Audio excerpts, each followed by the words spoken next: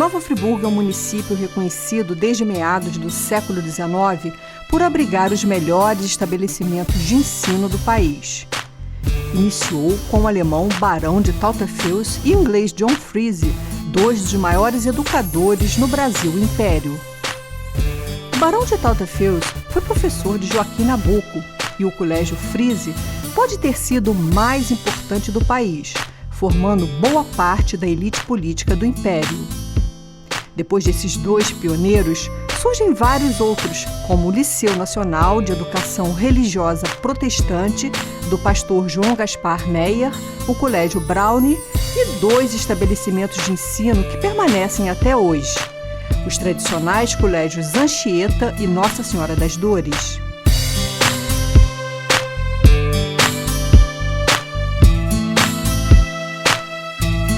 Nesse programa, conheceremos a história do Colégio Modelo.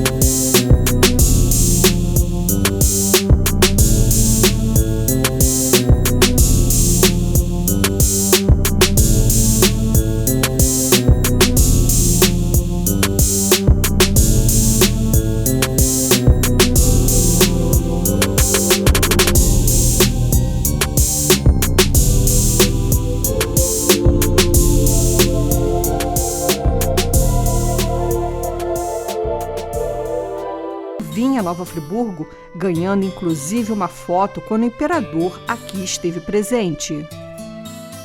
Após o incêndio criminoso no Hotel Leroy, por desafetos de Carlos Cortes, em janeiro de 1934, o colégio foi transferido para o Hotel Rio Branco, antigo hotel internacional situado na Praça do Suspiro.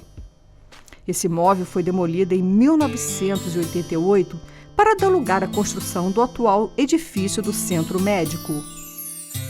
Posteriormente, houve nova mudança.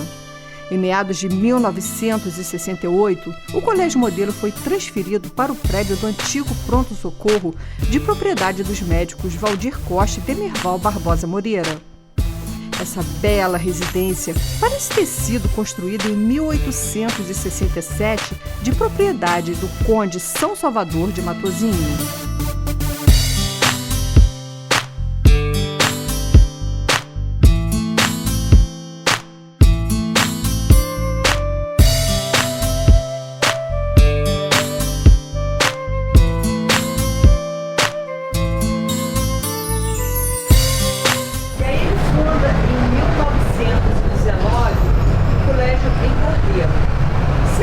Depois, ele vai transferir esse colégio para Nova Friburgo, em 1926. Por que ele saiu de Cordeiro? Porque ele fundou em Cordeiro, justamente onde é que morava a minha avó, sim, Zélia dos Santos. Era a origem dela. O pai dela era delegado de polícia em Cordeiro. Então, família tradicional de Cordeiro. Então, ele fundou o colégio em 19, em Cordeiro, justamente por causa da presença da minha avó. Mas ela tinha um problema, né, do pulmão. Era fraco no pulmão. Tuberculose não? Não. Era uma efizema muito forte e naquela época ainda não existia penicilina. Certo. E o médico deu duas opções para o meu avô. Ou ia pegar os ares de Belo Horizonte ou os ares de Friburgo. Salubridade do clima de Friburgo, isso, né? Aí, logicamente, pela proximidade, meu avô escolheu transferir o colégio todo para Nova Friburgo. Né? Em 1926. Em 26. Agora... Mas aí a proposta mesmo também do internato, que veio o internato também, que eram os filhos dos fazendeiros da região toda, que não tinham recursos tanto para estudar no Rio de Janeiro, perigo do Rio de Janeiro, desde aquela época. E na hora de servir o exército, ser requisitado, então vovô também fez, além de trazer o colégio, além de trazer os alunos, ele fez o internato. Tá, então antes da gente entrar no internato, só queria entrar no Hotel Leroy. O que a gente sabe do Hotel Leroy é que era um hotel, inclusive Dom Pedro II se hospedava no Hotel Leroy. Ele comprou ou ele arrendou? Não, arrendou. A vovô trouxe o colégio, viu aquele espaço maravilhoso. Atrás do hotel tinha até campo de futebol. Era enorme, né? Tinham fotografias assim, que mostrava. E, inclusive, essa mesa aqui de casa, o pé, coabitou lá na rua, no Colégio Modelo, quando era na rua Leroy. Então aí, ele alugou o antigo Hotel Leroy, um hotel tradicional na Friburgo, né? E ali ele implantou um colégio em regime de internato. Não, externato e internato também. Mas o internato visava mais os filhos dos fazendeiros da região de Cordeiro, que já eram alunos nossos. Ah, certo. Então ele acabou vindo para Friburgo, mas... Causa de problema de saúde, da minha avó. O corpo discente, né, todo dessa região acompanhou. E, no caso, estudando em regime de internato. Em regime de internato também. Certo. Né? E aí ele tinha esses alunos que eram filhos de fazendeiros, né? E em Friburgo também porque não existia a opção da classe, vamos chamar de classe média, dos filhos estudarem. Porque não tinha o colégio público. O Estado ainda não cumpria a sua função. Certo. E tinha o Anchieta, que era visando mais a preparação de padres, seminário menor e maior, e as Doroteias, também no mesmo intuito. Então aproveitava para aquelas pessoas de classes mais abastadas estudarem neles. O restante da comunidade de Friburgo não tinha essa alternativa. Inclusive, eu não me lembro o período, mas o Colégio Anchieta teve uma época que parou de receber, era somente para a formação de padres e jesuítas. Padres e tal. E nós funcionamos esse ano, 96 anos, sem interrupção nenhuma. Certo. E aí, quando ele se estabeleceu no Hotel Leovô, me parece que houve um incêndio nesse colégio. Aí eu teria que explicar a atuação do meu avô. Sim, aí nós vamos entrar na política. Na política. Pode entrar, não tem problema. Né? Meu avô era revolucionário getulista de primeira linha. Né? Conjuntamente ao colégio, ele é um dos grandes responsáveis pela formação do tiro de guerra. Que era para o quê? Para os alunos não ficarem em Friburgo, não necessitarem servir o exército. O tiro de guerra no Rio de Janeiro e Niterói, né? Era mais em Niterói. Então, quem realmente trouxe o serviço do tiro de guerra para Friburgo foi meu avô, Carlos Cortes. Trouxe para evitar que os alunos... É mais uma contribuição dele. Servissem no Rio de Janeiro. No Rio de Janeiro. Que era a capital, né? Que era Niterói. Niterói que era a capital, né? Mas me parece que não tem alguma relação com a Revolução de 30, não? Também. Né? Por quê? Ele visando alguma coisa. Também. Da né? Revolução. Porque antes quando ia estourar a Revolução, o colégio era, vamos chamar assim, era o centro cultural de Friburgo, né? Sempre preservando o laço de amizades.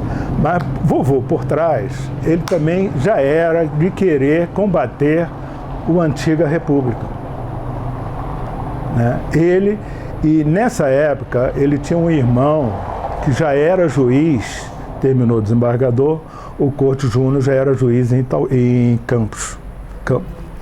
Então, combinaram em si, também dois revolucionários, duas pessoas que saíram da roça. Tem 8 anos ele andava de carro de boi. Então, eles sempre quiseram levantar o povo, criar realmente o social, essa coisa de melhorar a vida da população como um todo.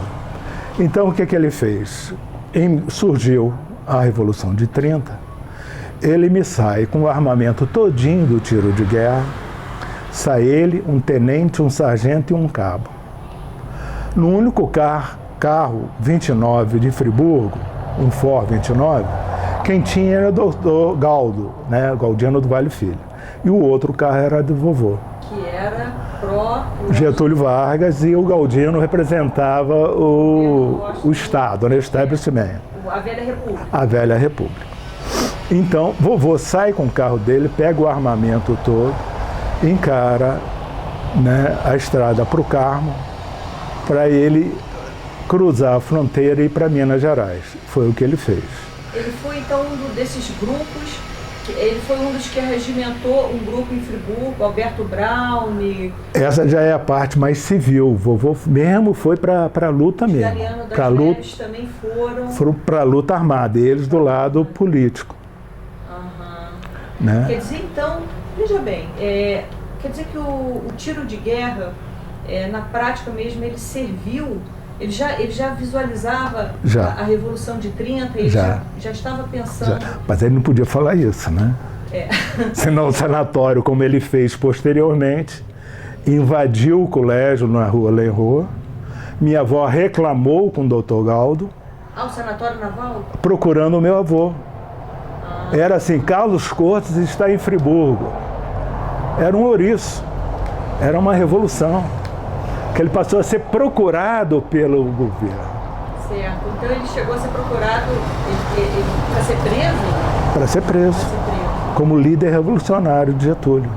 Isso mais ou menos em que ano foi? Na época da Revolução, nos anos 30. Nos anos 30 mesmo. Porque quando ele saiu e levou o armamento, ele foi considerado como inimigo do governo. Sim, claro. E o Sanatório Naval, uma vez, invadiu o colégio, porque ouviu falar, nessa época já existiam essas informações, que Carlos Cortes estava em Friburgo.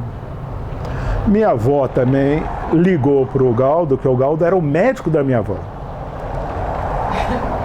Falou assim, doutor Galdino, invadiram o colégio, atrás do Carlos. O Carlos não está aqui, o Carlos está em Minas. Aí o Galdino ligou para o sanatório e falou assim, vocês querem achar o Carlos? Fique do lado de fora do colégio. Não ultrapasse o portão do colégio. Isso ele fez.